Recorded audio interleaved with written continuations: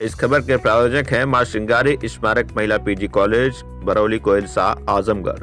BTC व D pharma का प्रवेश प्रारंभ है, तो अधिक जानकारी के लिए स्क्रीन पर दिख रहे नंबरों पर संपर्क करें।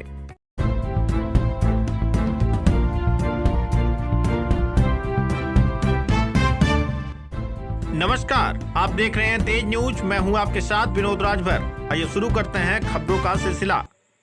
बाबा गोपीदास मेमोरियल चिल्ड्रन पब्लिक स्कूल में वार्षिकोत्सव का किया गया आयोजन।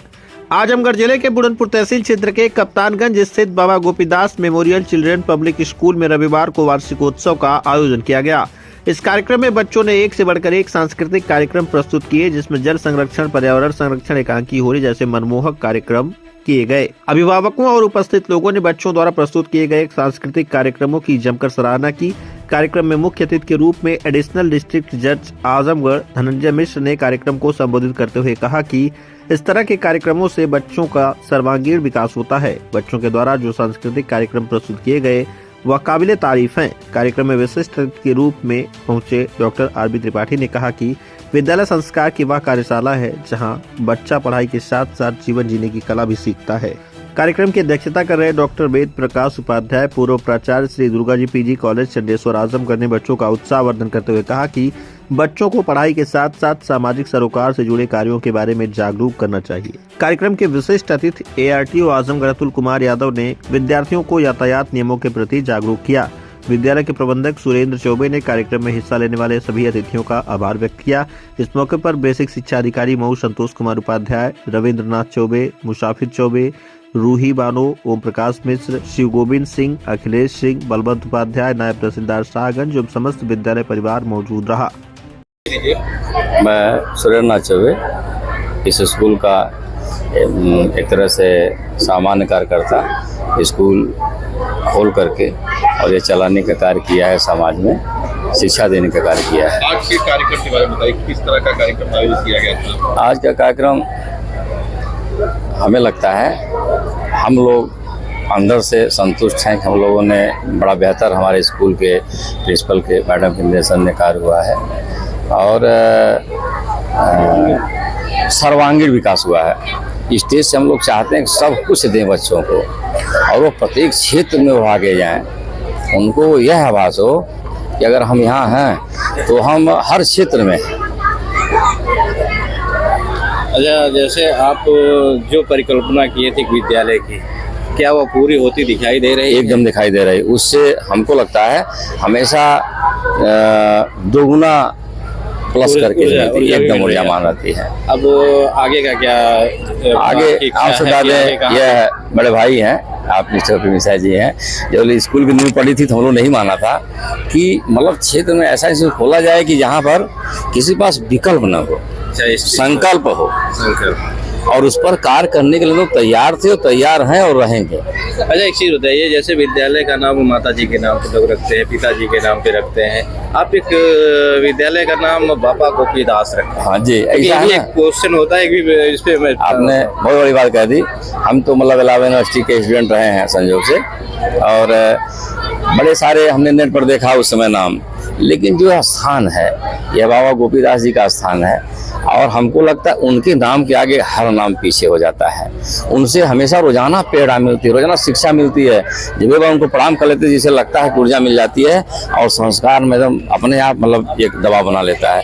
मेरे और भी जो इंस्टीट्यूशन है, अगर आप जाएंगे तो श्री केशवपुरम इंटर कॉलेज मिलेगा, महिला केशवपुरम डिग्री कॉलेज मिलेगा, जो संयोग से वहीं जो देवता थे हमने माना कि इनसे बड़ा कौन हो सकता है। तो उससे यह लाभ होता है कि उनको हम प्रत्येक दिन याद करते हैं और प्रणाम करते हैं तो अपने आप अगर कुछ निगेटिव है तो पॉजिटिव हो जाता है। तो क्या इस समय निगेटिव थॉट काफी हावी होता है, इसके बारे में क्या कहना चाहते हैं? नहीं, आपके ऊपर नहीं, युवा काफी निगेटिव, युवा निगेटिव है, पॉजिटिव है, लेकिन मैंने यह माना है, आज मुझे इंस्टीट्यूशन खोले 2010-11 में मैंने स्टार्ट किया है, जब आप भी साक्षी हैं, और आज तक हमने देखा हमारे एक स्टाफ, टीचर स्टाफ बहुत मतलब आप ये मान कर आयरन बॉडी की तरह लोग हैं और यहाँ मतलब डिसिप्लिन हो चाहे संस्कार हो, दोनों की तुलना हम अगर और जगह से करते हैं तो हम शांत हो जाते हैं और ये हम मानते हैं कि परफेक्ट कोई होता नहीं है, अपने को संतुष्टि मिलती है, लोगों को देखना अपने संतुष्टि मिलती है। मैं OP मिश्रा, लेक्चरर हिंदी। वरिष्ठ उपाध्यक्ष माध्यमिक शिक्षा संघ आजमगढ़। आज से कार्यक्रम को बताइए। आज के कार्यक्रम में मैं आपसे इतना ही कहना चाहता हूँ कि यह विद्यालय इसीलिए खुला हुआ और यह पहला संकल्प था कि इस विद्यालय में ग्रामीणांचल के जितने भी बच्चे आएंगे हम निःशुल्क के साथ साथ शुल्क लेते हुए भी उन्हें उच्च स्तर तक पहुँचाएंगे और सर्वांगीण विकास करेंगे। क्या उस चीज़ को आप देख रहे हैं? हम देख नहीं रहे हैं, हम तो देख ही रहे हैं, यहाँ के लोग देख रहे हैं और बच्चे खुद अपने आप में दिख रहे हैं। मैं तो जानता हूँ कि यहाँ का कोई इंस्टीट्यूशन नहीं है। जैसे कंपटीशन की बात मैंने करने जा रहा हूँ आजमगढ़ के जिले में। जी। आप अपने आप को जैसे टॉप 10 की लिस्ट में मैं टॉप 10 की, आप किस लिस्ट पे, किस नंबर पे आप अपने आप मैं टॉप 1 में अपने को मानता हूँ। कभी तो मैं मानता हूँ टॉप 1 में मानता हूँ, टॉप 1 में मानता हूँ। और यहाँ का कोई भी इंस्टीट्यूशन ऐसा नहीं है जिसमें मैं नहीं जाता और नहीं जानता हूँ। यहाँ के बच्चे जब भी उसमें कोई इस तरह के इंट्रेंस देते हैं। चलिए एडमिशन का समय आ रहा है, गार्जियन को क्या सजेशन? गार्जियन को मैच्योर टीचर हैं और योग्य हैं तो गार्जियन को क्या सजेशन? गार्जियन को हम यही सुझाव देंगे कि आपको बाहर जाने की आवश्यकता नहीं है। जो शिक्षा आपको नगरों में मिल रही है आप यही ले सकते हैं।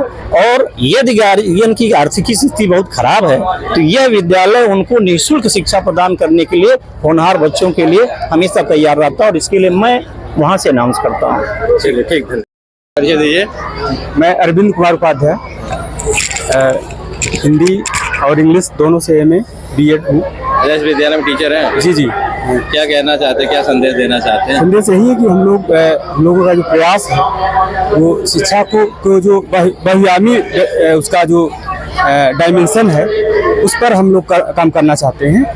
किताब के साथ साथ बच्चे मतलब व्यक्तित्व के अन्य पहलुओं पर भी काम करें। और ये चैलेंज जो हमारा दिनों दिन बढ़ता जा रहा है, संसार विश्व में जो शिक्षा के प्रति जो चैलेंज है वो हमारे लिए एक डिफिकल्टी नहीं है बल्कि एक चैलेंज के रूप में हम उसको ले रहे हैं।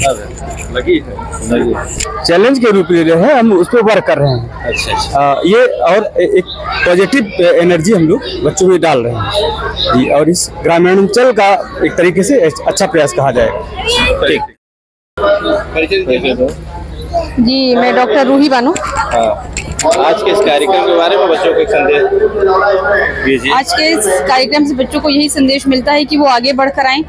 उनको मंच दिया जा रहा है तो वो मंच पर आने की कोशिश करें, पीछे ना हटें, जिससे कि उनका सर्वांगीण विकास हो सके। शिक्षा के साथ साथ बाकी के जो भी सांस्कृतिक कार्यक्रम हैं उसमें उन्हें ज़रूर भाग लेना चाहिए, क्योंकि इनसे जो उनकी छुपी हुई प्रतिभा है वो बाहर निकल कर आती है। अच्छा, जो जैसे आपने अभी कार्यक्रम को जो कल्चरल प्रोग्राम प्रस्तुत किया जी, यह स्वतः की थी बच्चों की कि कहीं बाहर से ट्रेंड किए गए बच्चे थे? नहीं सर, बहुत सारे बच्चे जो डांस है उसमें बहुत सारे बच्चे तो ऐसे हैं कि जो स्वतः ही हैं।